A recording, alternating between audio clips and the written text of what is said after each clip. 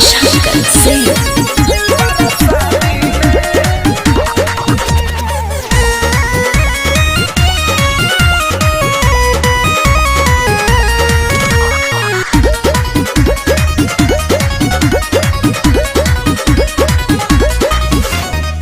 जबले हमर लगन न जागी तबले रहबला भरवे से लागी।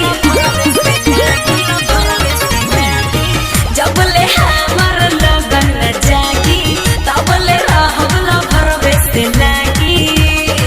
हो कंप्रोमाइज न करबे आजादी में।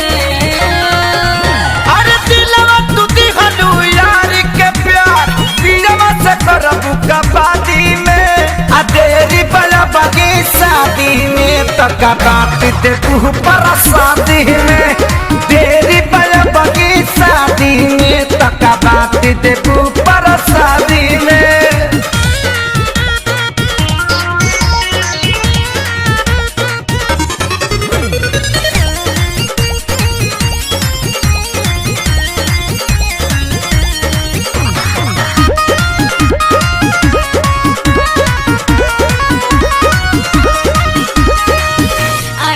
जब बारात लेके सोचब बलमुआ के बारे में।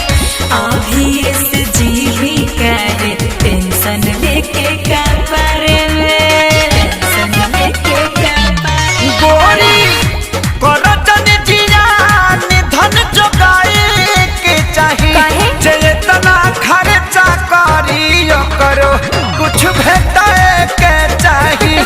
चेतना खर्चा करियो करो कुछ भेटाए के चाहिए। मुँह डाले न दे हम नादी में।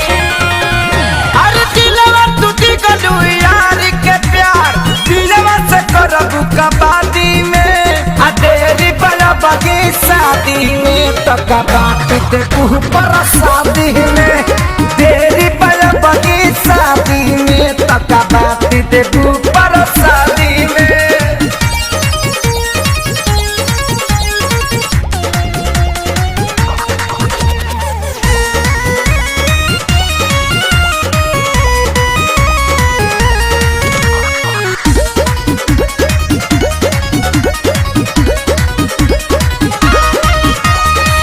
जब अभी अकेले में छूट खेले खाए के बेरा में।